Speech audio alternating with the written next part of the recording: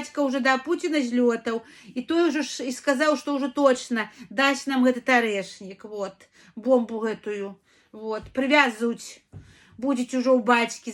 Ён на нешта памяняў, не знаю, нас.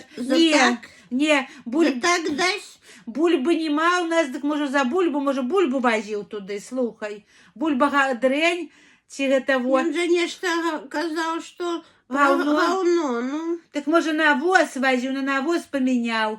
Казаў, да, панюхайце нашага гаўна. Пэўна, ён туды на навоз памяняў тады. Ну, так у Расіі галыдзьба, які ў іх навоз там. Ну вот, памяняў гаўно. Во, які цыган, слухай, на бомбу на гаўно памяняў. Во, слухай, а у нас гэтага гаўна да хулера, можа, што яшчэ даць?